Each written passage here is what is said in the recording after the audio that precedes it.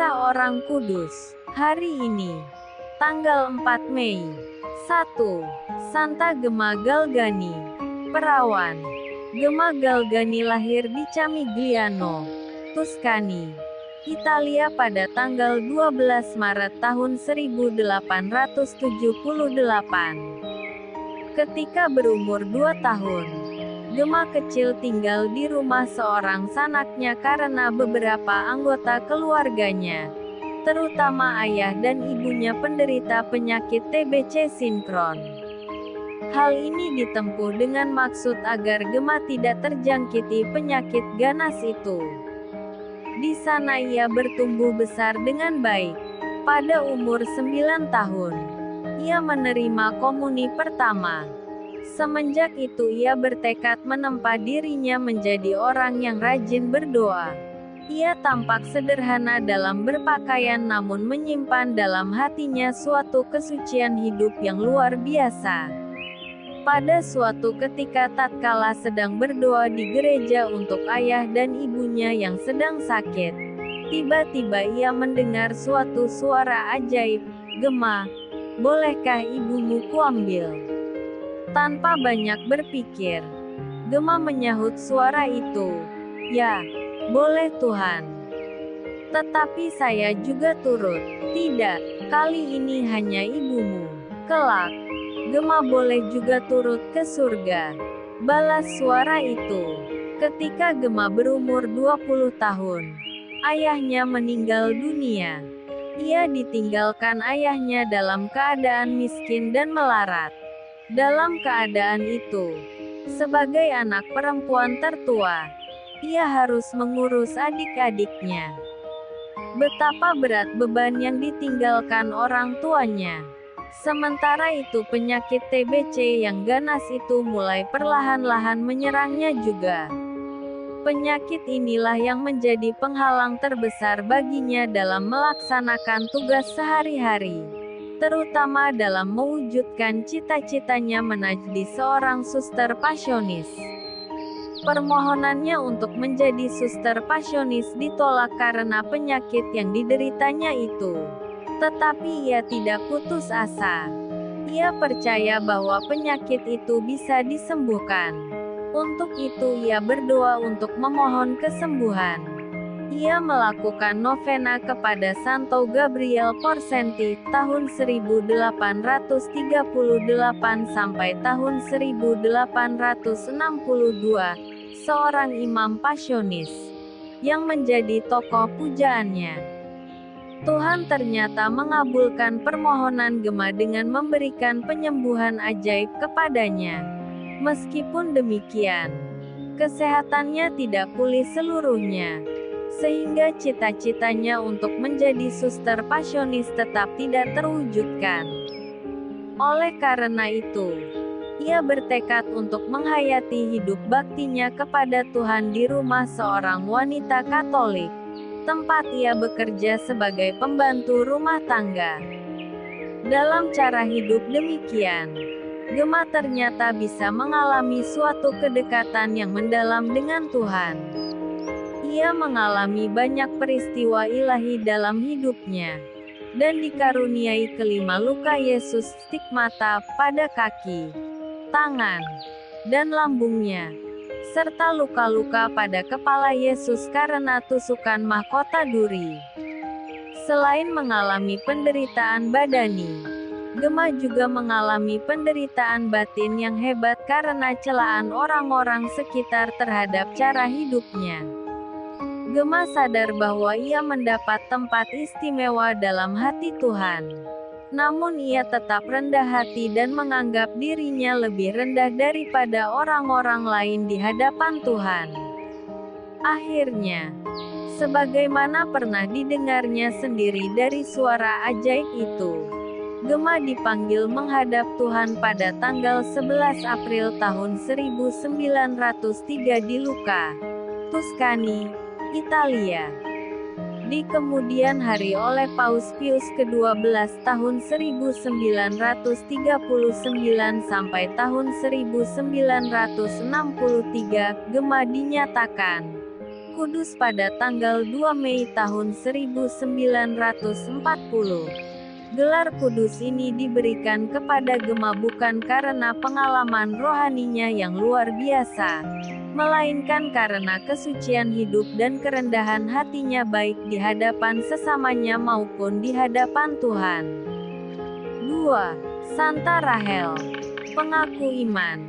Rahel adalah seorang gadis keturunan Yahudi.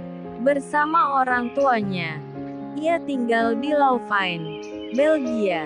Iman Kristen sudah dikenalnya semenjak masa kecilnya. Ketika berusia 12 tahun, ia meninggalkan orang tuanya yang masih menganut agama Yahudi, demi imannya kepada Kristus. Ia kemudian menjadi seorang suster dengan nama Katerina.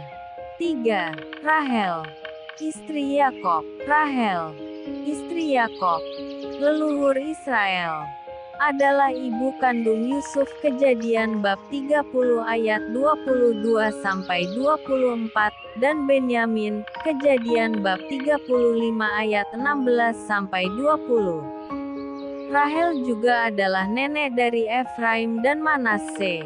Ia meninggal dunia setelah melahirkan Benyamin. Jenazahnya dikuburkan di Efrata, sebelah utara Yerusalem, daerah yang kemudian didiami oleh suku Benyamin. Kitab Kejadian bab 35 ayat 19 menunjukkan Betlehem sebagai tempat penguburan Rahel. Di sana Yakob mendirikan baginya sebuah tugu peringatan. Tradisi kitab suci memandang Rahel bersama saudaranya Lea sebagai dua orang ibu yang membangun keluarga Israel. Rut bab 4 ayat 11. Dalam Kejadian bab 29 dapatlah dilihat kisah tentang siapa Rahel itu. Selain itu, terdapat juga 4 keterangan lain yang menjelaskan tentang diri Rahel. Rut bab 4 ayat 11, Raja-Raja bab 10 ayat 2, Yeremia bab 31 ayat 15, dan Matius bab 2 ayat 18. 4. Para martir dari Inggris. Henry ke-8, Raja Inggris yang terkenal kejam itu, memisahkan gereja di Inggris dari Roma, sebab Sri Paus tidak bersedia mengesahkan perceraiannya dengan istrinya yang pertama. Ia lalu mengangkat dirinya menjadi kepala gereja Inggris. Ia menuntut supaya semua pihak mengakuinya sebagai kepala gereja. Mereka yang membangkang diancam hukuman mati. Mula-mula sedikit saja yang menentang raja seperti John Fisher, uskup yang diangkat menjadi kardinal ketika berada di penjara. Lalu Thomas More, kanselir dan sastrawan. Pertama-tama John Houghton, Abbas Biara Kartus London, dan Lincoln, bersama dengan 18 rahibnya dan imam-imam projo dibunuh dengan kejam. Tidak kurang dari 950 biara ditutup dan segala harta miliknya disita oleh raja yang menginginkan tanah dan milik gereja itu. Puluhan gedung gereja dihancurkan. Di bawah pemerintahannya, Henry membunuh 2 dari 6 orang istrinya, dan 50 martir menemui ajalnya. Penganiayaan yang lebih kejam lagi dilakukan oleh putrinya Ratu Elizabeth I. Ia tegas-tegas menuntut agar diakui sebagai kepala gereja Inggris tahun 1559. Semua uskup dipenjarakan dan rakyat dipaksa mengikuti ibadat Anglikan. Sekalipun Elizabeth begitu kejam, namun dari 188 martir waktu itu tidak satu pun yang tidak loyal terhadap dia sebagai ratu. Sungguh pun demikian, ratu memerintahkan bawahannya supaya menyiksa mereka dengan cara-cara paling ngeri dan tidak berperi kemanusiaan. Semua imam ditangkap dan dibunuh dan orang-orang awam yang memberi penginapan kepada mereka digantung. Akan tetapi ancaman ini tidak berhasil mencegah banyak pemuda Inggris yang berani mengungsi ke daratan Eropa dan belajar teologi, lalu pulang ke negerinya untuk melayani umat. Setiap gerak langkah mereka dibuntuti oleh dinas intelijen ratu, sehingga sesudah beberapa tahun mereka ditangkap, disiksa, digantung dan sebelum mati dipotong untuk dicincang-cincang. Di antara mereka dikenal Edmund Campion S.J.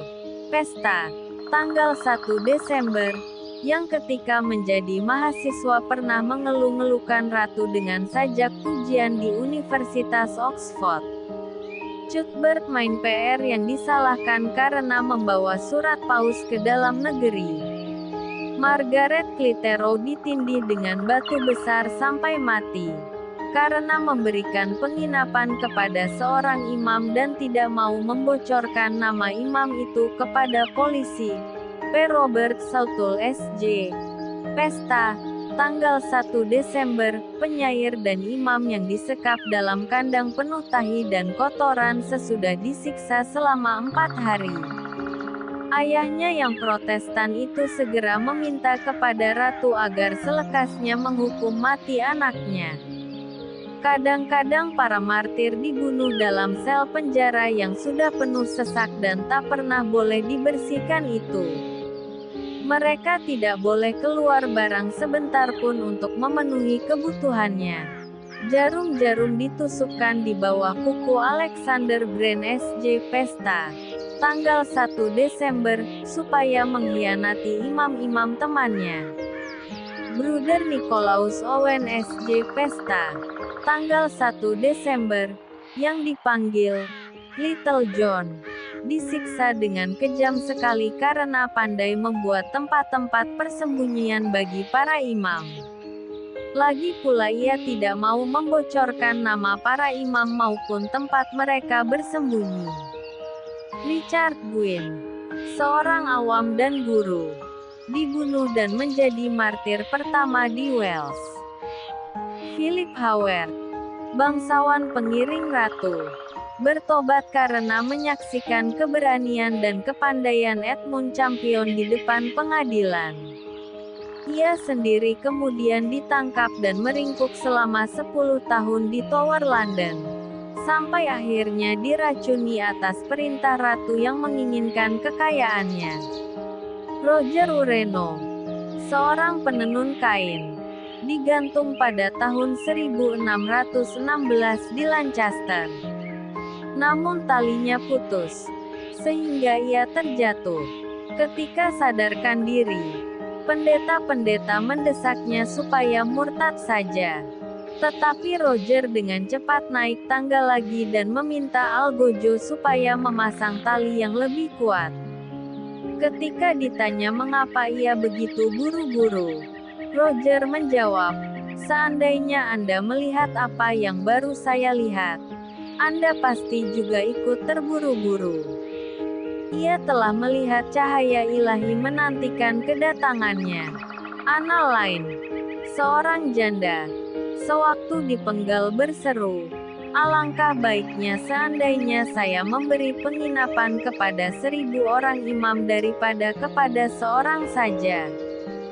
Sampai masa pemerintahan Charles II, darah dari 78 martir masih disemburkan karena berpegang teguh pada iman dan ajaran Katolik. Baru seusai pembunuhan atas Uskup Oliver Plunkett dari Irlandia, tahun 1681, penganiayaan yang ganas mengendor. Gereja Inggris bangga atas begitu banyak putra-putrinya yang berani melawan diktator raja-raja dan parlemen.